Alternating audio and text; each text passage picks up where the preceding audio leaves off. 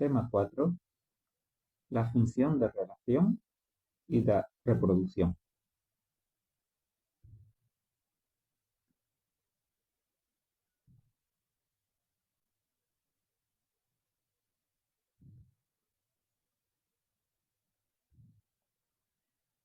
En esta primera parte vamos a ver la función de relación.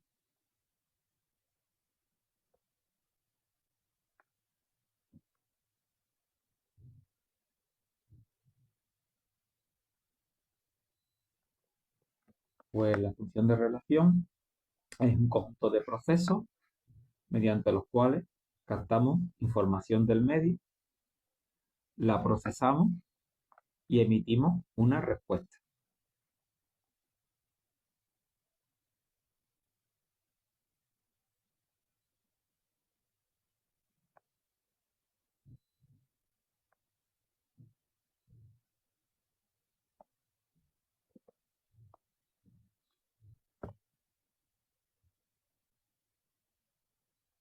Se denomina estímulos a los cambios que se producen en el medio y que dan lugar a una respuesta por parte de un ser vivo.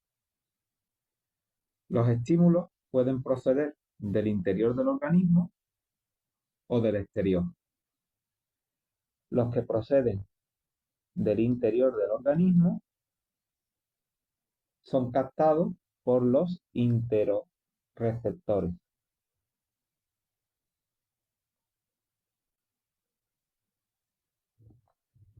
Y los que proceden del exterior del organismo, pues son captados por los esteroreceptores. Un estímulo que procede del interior puede ser, por ejemplo, un dolor de la zona abdominal o de cualquier región del cuerpo. Y un estímulo que procede del exterior, pues puede ser el sonido o la imagen que vemos con nuestros ojos.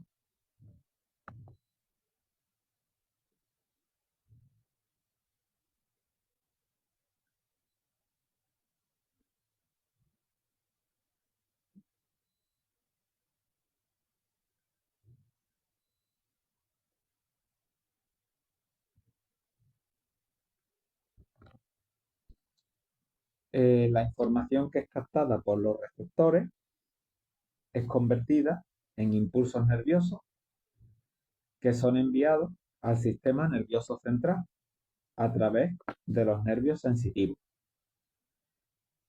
Una vez que la información llega al sistema nervioso central, es procesada, dando lugar a una respuesta que es ejecutada por los órganos efectores. La respuesta puede ser de dos tipos: motora y secretora. En la motora se envía un impulso nervioso a los músculos a través de los nervios motores y como consecuencia estos se contraen. En la secretora se envía un impulso nervioso a las glándulas y como consecuencia estas secretan una hormona. Vamos a pasar ahora a ver el sentido de la vista.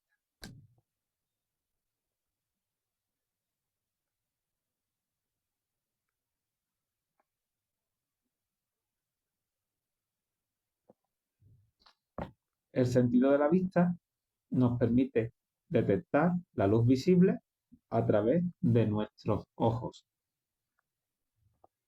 Vamos a ver ahora qué partes componen el ojo humano.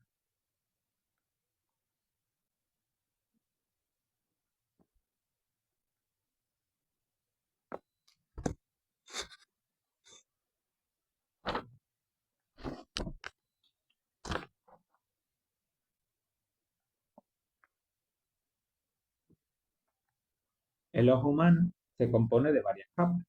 Por ejemplo, la esclerótica, que es una membrana de color blanco que rodea todo el ojo y que le da la forma.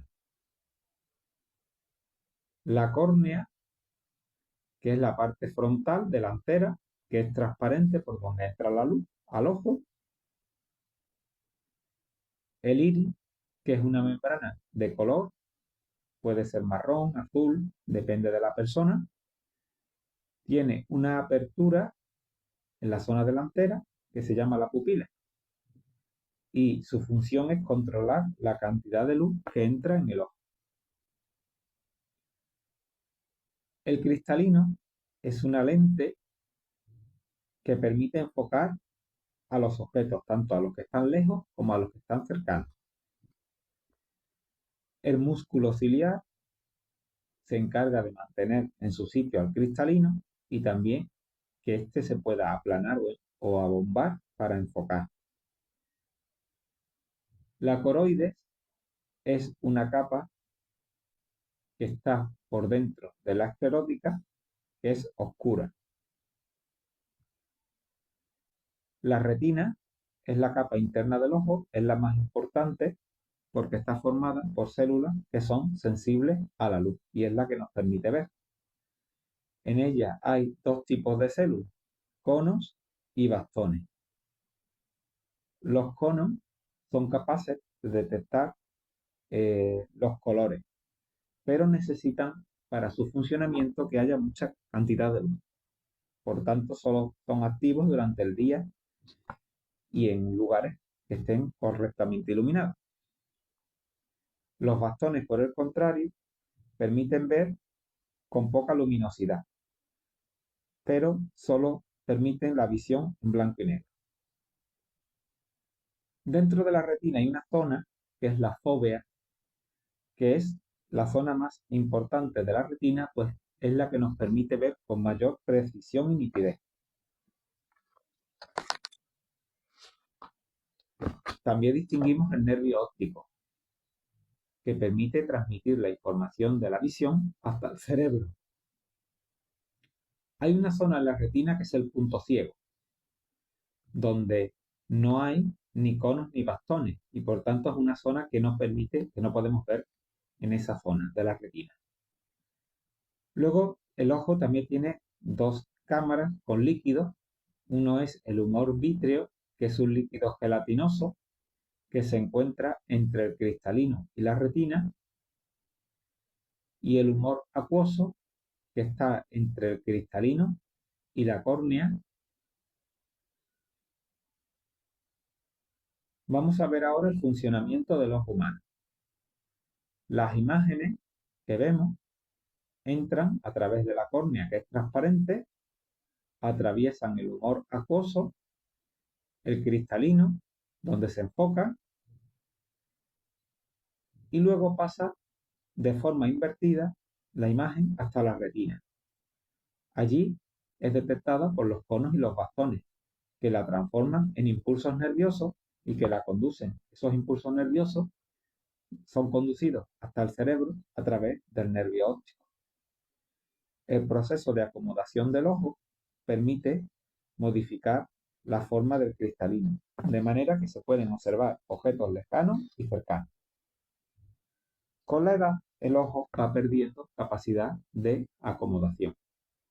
A esta anomalía se le llama presbicia o vista cansada, en el cual ya no es capaz el ojo de enfocar objetos cercanos, por lo que no podemos ver correctamente objetos o letras que estén a corta distancia. Y por ello necesitaríamos, para corregirlo, utilizar gafas.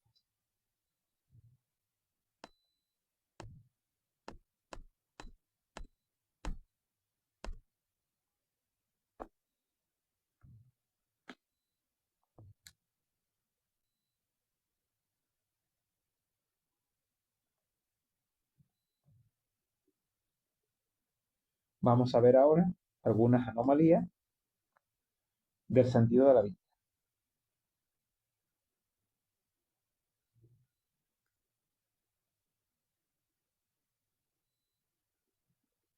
Las más importantes son la miopía, la hipermetropía,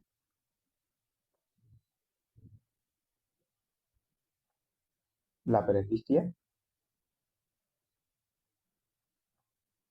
el astigmatismo,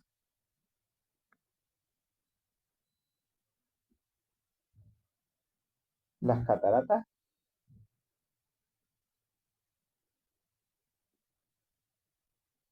el glaucoma, la ceguera.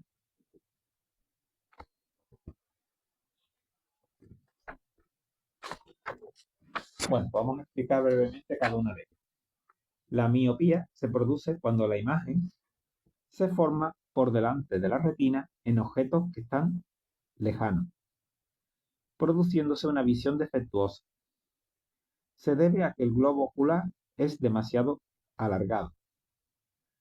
Se puede corregir mediante lentes, ya sea a través de gafas o lentillas, o disminuyendo la curvatura de la córnea por medio de un rayo láser.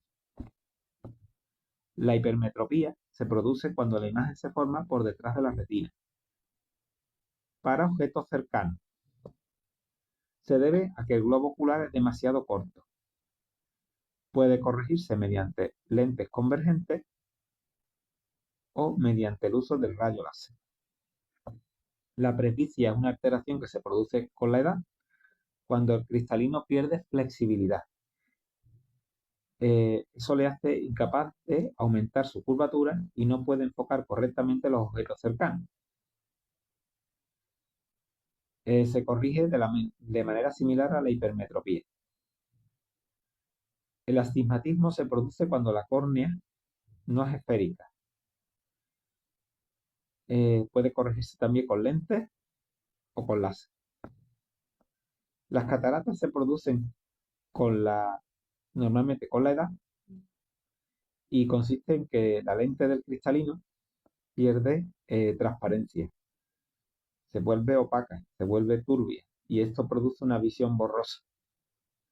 Se corrige por medio de una cirugía donde se sustituye el cristalino por una lente artificial intraocular.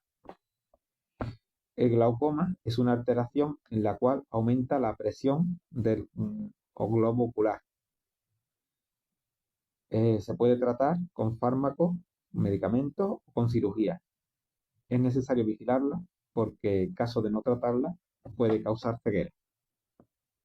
Y por último, la ceguera, que es la ausencia total o casi total del sentido de la vista, que puede ser causada por múltiples causas.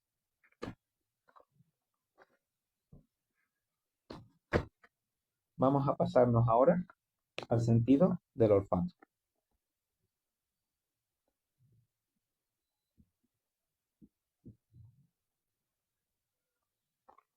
El sentido del olfato se encarga de detectar y procesar olores. Para ello se encarga una estructura que tenemos en el interior de la nariz que se llama bulbo olfatorio.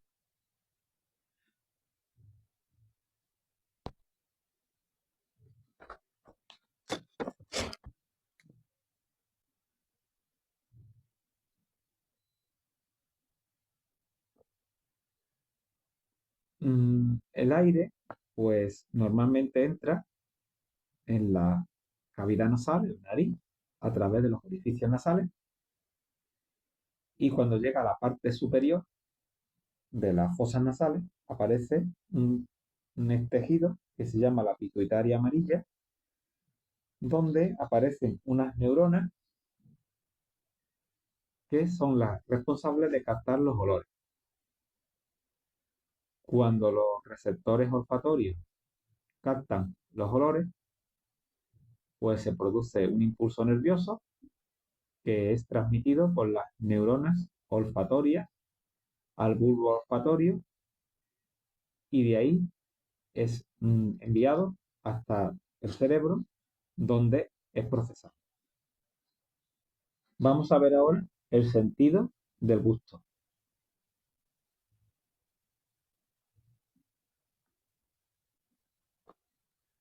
El sentido del gusto se encarga de detectar y procesar sabores. Se encuentra en la lengua. En la superficie de la lengua hay unas estructuras que son las papilas gustativas y en ellas se encuentran los botones gustativos. Dentro de estos botones hay unas células que son sensibles a las sustancias químicas que componen los sabores. Básicamente existen 4 o 5 sabores, que son el dulce, el ácido, salado, amargo y umami. Y cada uno de estos sabores se reconocen en determinadas zonas de la lengua.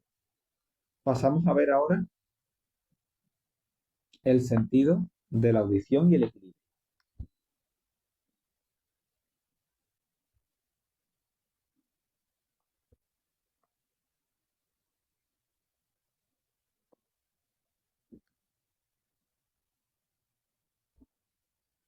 Bueno, para este sentido está localizado en el oído, el cual puede detectar tanto el sonido como el equilibrio. Vamos a ver las partes que componen el oído. El órgano del oído se divide en 3 partes: oído externo, oído medio y oído interno. El oído externo se encuentra por fuera y está formado por la oreja y el conducto auditivo. El conducto auditivo se encarga de llevar las ondas del sonido hasta el oído medio. El oído medio está formado por el tímpano y una cadena de huesecillos que se llaman martillo, yunque y estribo. Son los huesos más pequeños del cuerpo y su función es transmitir esos sonidos del tímpano, esas vibraciones del tímpano, hasta el oído interno, donde se encuentra la cóclea. El oído medio se comunica con la faringe a través de la trompa de Eustaquio para equilibrar la presión del interior del oído con la boca, con la garganta, y de esta manera evitar que cuando haya cambios de presión se rompa el tímpano. Por último, el oído interno está formado por la cóclea, también llamado caracol, que se encarga de captar los sonidos y transmitir impulsos nerviosos al nervio auditivo, el cual los va a conducir hasta el cerebro. Pero también en el oído interno encontramos el sistema vestibular, que está formado por los canales semicirculares, utrículos y sáculos, que son unas estructuras que detectan el movimiento y la posición de la cabeza. Pasamos ahora al sentido del tacto.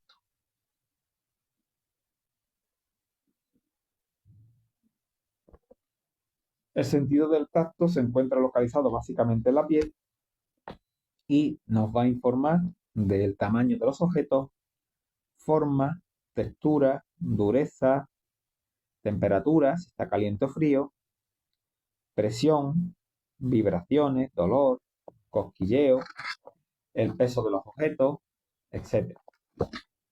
Como decía, este sentido se encuentra localizado en la piel.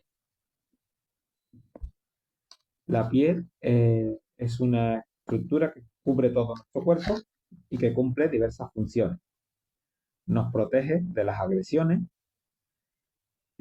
fabrica, sintetiza vitamina D gracias a la luz del sol, ayuda a mantener la temperatura correcta y aloja el sentido del tacto, que es el que nos ocupa. La piel se divide en capas, concretamente 3 capas. Las capas que forman la piel se llaman epidermis, dermis y, por último, la hipodermis. La primera capa, la más superficial, es la epidermis, que a su vez está compuesta de otras capas más delgadas. La dermis, que sería la capa media, donde aparecen los folículos pilosos, glándulas, vasos sanguíneos, terminaciones nerviosas. Y por último, la hipodermis, que es la capa más profunda de la piel y se caracteriza porque presenta células adiposas con grasa. Pasamos ahora al sistema nervioso.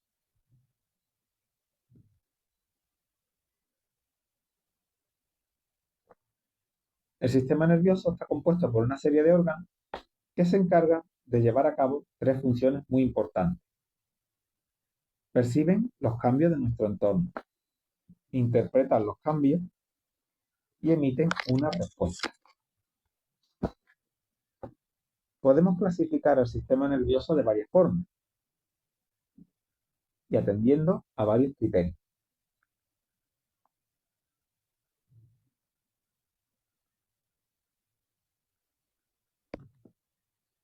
Según su localización.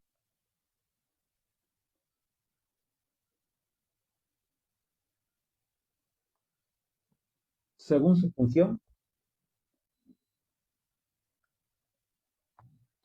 y según el tipo de control.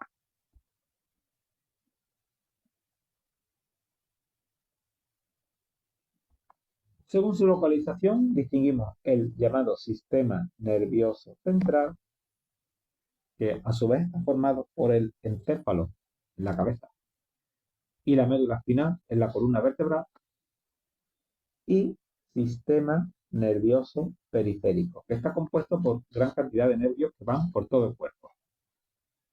Según su función, tenemos el sistema nervioso sensorial, que capta las sensaciones en los órganos de los sentidos, y el sistema nervioso motor, que va a los músculos y consigue que estos se muevan. Y por último, según el tipo de control, tenemos el sistema nervioso autónomo, que se encarga de movimientos involuntarios y que puede estar formado por el sistema simpático y parasimpático. Y el sistema nervioso somático, que se encarga de controlar los movimientos voluntarios. Bueno, pues vamos a ver ahora la estructura del sistema nervioso según su localización.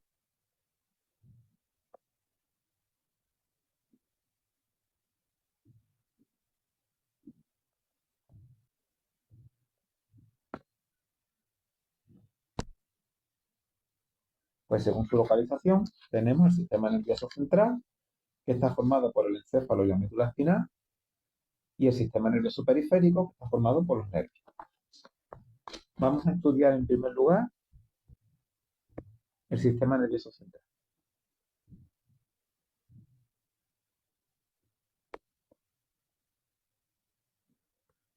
Vamos a empezar hablando del encéfalo. El encéfalo es un órgano que se encuentra situado dentro de la cabeza, en el cráneo, y a su vez se compone de tres partes.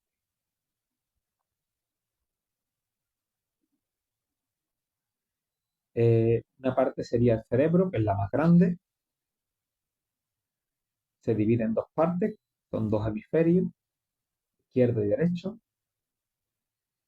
El cerebro presenta una serie de arrugas llamadas circunvoluciones.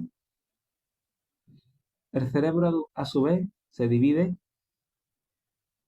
en varios lóbulos, llamados frontal, parietal, frontal en la frente, parietal en la parte superior, temporal en la parte izquierda hacia la zona del oído y occipital en la parte de la nuca.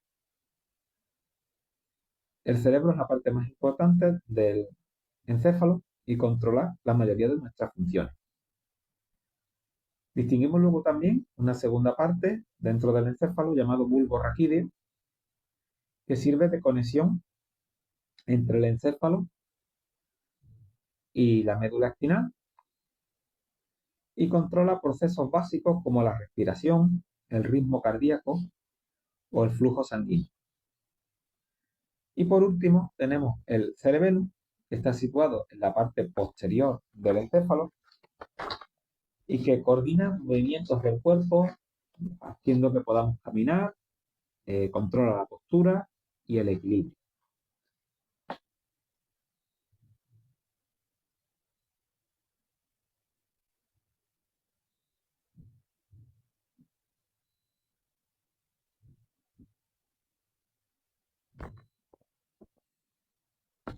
Pasamos ahora a la médula espinal.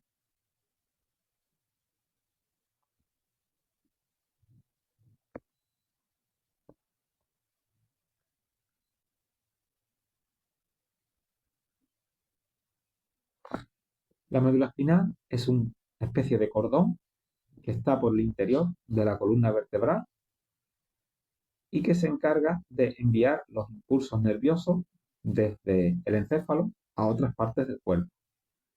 Esto lo lleva a cabo a través de 31 pares de nervios que salen de la médula y que se llaman los nervios raquídeos.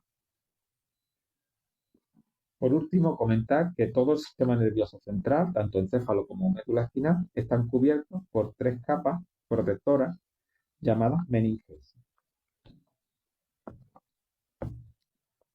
Vamos a pasarnos ahora al sistema nervioso periférico.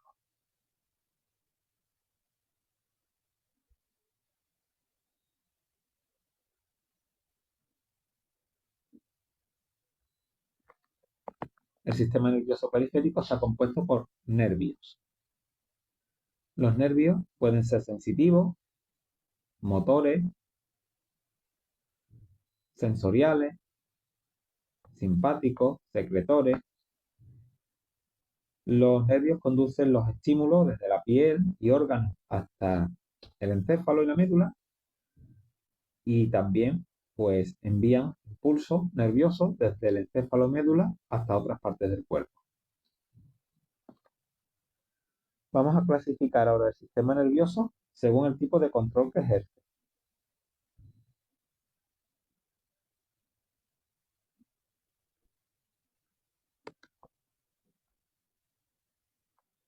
Según el tipo de control podemos distinguir dos tipos de sistema nervioso. Sistema nervioso somático, que ejerce un control voluntario sobre nuestros músculos, y sistema nervioso autónomo o vegetativo, el cual ejerce un control involuntario sobre los músculos. El sistema nervioso autónomo vegetativo, a su vez, está compuesto por dos sistemas. El llamado sistema simpático, que tiene una función estimulante, o sea, estimula a muchos órganos del cuerpo. Como excepción, inhibe y reduce la producción de saliva y reduce también el movimiento del aparato digestivo, en especial del estómago gástrico. Y el sistema parasimpático,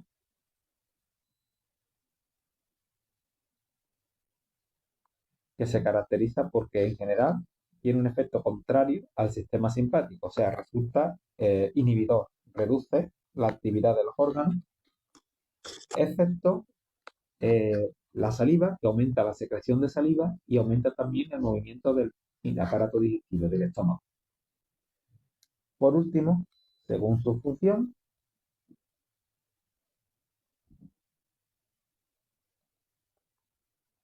podemos encontrarnos el sistema nervioso sensorial, que es el responsable de transmitir y procesar la información que procede de los órganos de los sentidos, y el sistema nervioso motor,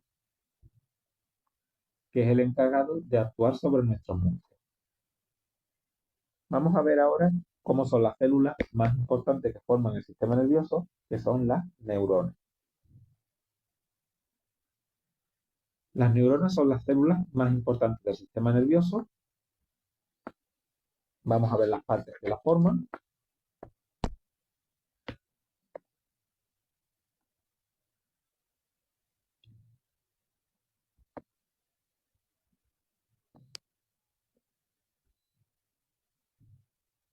En una neurona vamos a distinguir varias partes que son las dendritas, el cuerpo celular,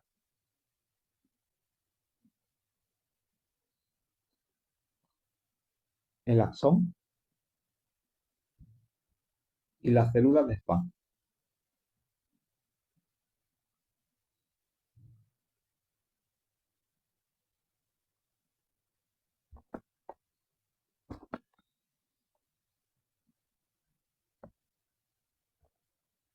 Las dendritas son prolongaciones de la neurona que le van a servir para conectarse a otras neuronas. El cuerpo celular es la parte central de la neurona, donde están la mayor parte de su estructura. El axón es una prolongación, como si fuera un cable, que sale de la neurona y que le permite conectarse a una neurona con otra. Y la célula de Schwann es una célula pequeña que son varias y rodean al axón. Igual que un cable eléctrico está rodeado de un plástico protector, pues la célula de Schwann hace la misma función. Rodea al axón y lo protege. Vamos a explicar ahora cómo se transmite el impulso nervioso de una neurona a otra. La transmisión del impulso nervioso de una neurona a otra se lleva a cabo a través de una estructura que se llama la sinapsis. El impulso nervioso se transmitiría dentro de la neurona, dentro de una misma neurona, se transmitiría desde la dendrita hasta la axón. Pero una vez que llega al axón, tiene que salir y pasar a la neurona siguiente. Pues esto se lleva a cabo a través de una estructura que recibe el nombre de sinapsis. En la siguiente imagen podemos ver una sinapsis. Pues funciona de la siguiente manera. Un impulso nervioso llega al elemento de arriba, que es el extremo de un axón. Allí se liberan unas bolsitas cargadas de una sustancia química que se llama neurotransmisor. El neurotransmisor es recogido por el receptor y se dispara en el receptor un nuevo impulso nervioso. Por último, los neurotransmisores son eliminados o reabsorbidos para volver a reciclar. De esta manera, por medio de estos neurotransmisores, de estas sustancias químicas, el impulso nervioso pasa de una neurona, la de arriba, a la de abajo, que es la siguiente.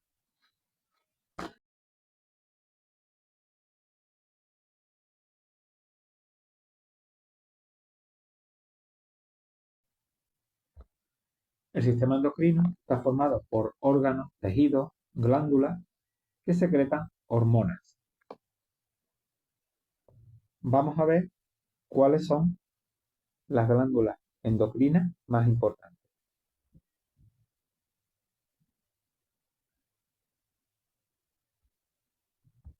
Las glándulas endocrinas son el hipotálamo, la hipófisis,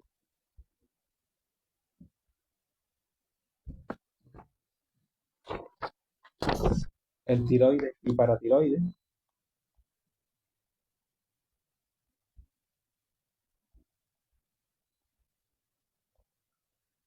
el timo, las glándulas suprarrenales,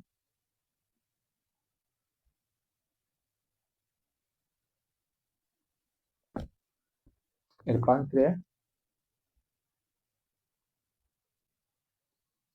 y por último, testículos y ovarios.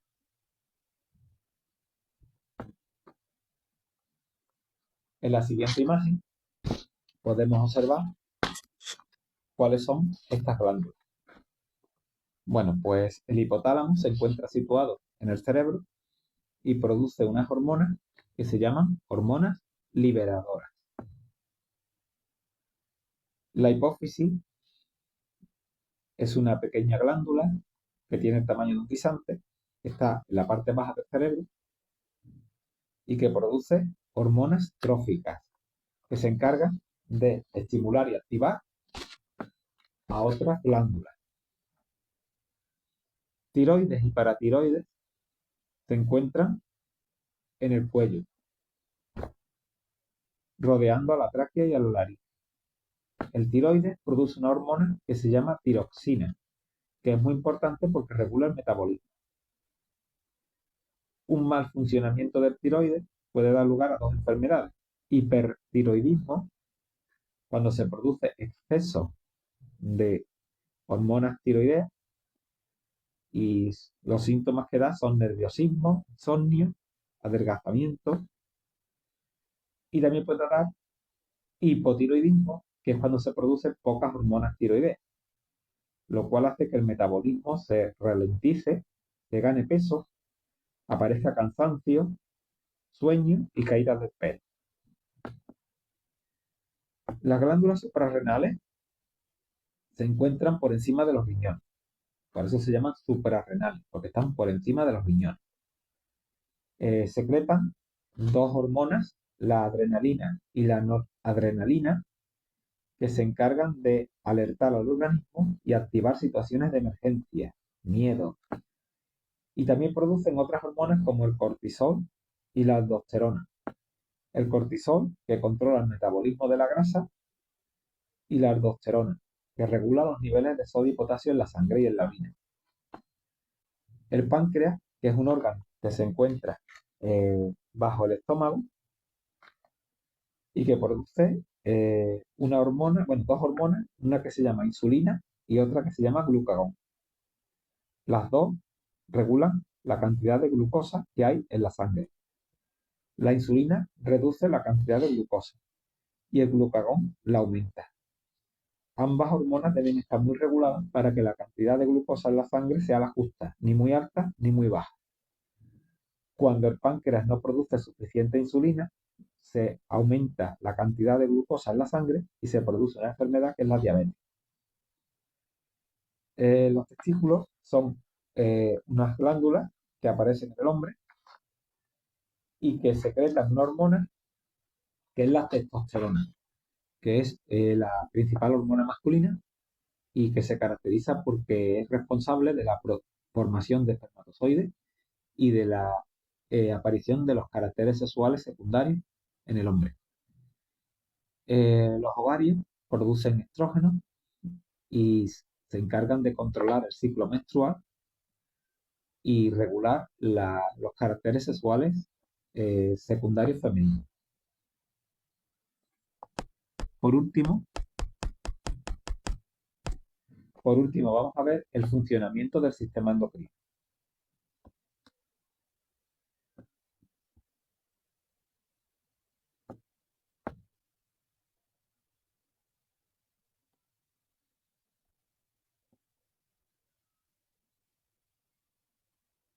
Bueno, pues el funcionamiento actúa de la siguiente manera.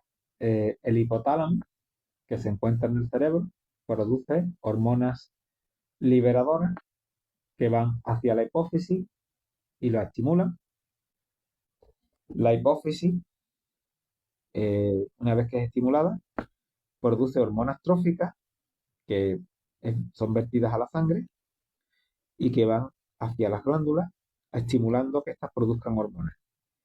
Y por último, las glándulas periféricas, una vez que reciben las hormonas tróficas, se activan y fabrican sus correspondientes hormonas. Una vez que estas hormonas son fabricadas, pues inhiben, o sea, bloquean al hipotálamo y a la hipófisis para que éstas no produzcan tantas hormonas liberadoras ni tantas hormonas tróficas, y de esta manera pues se detenga la producción del exceso de hormonas.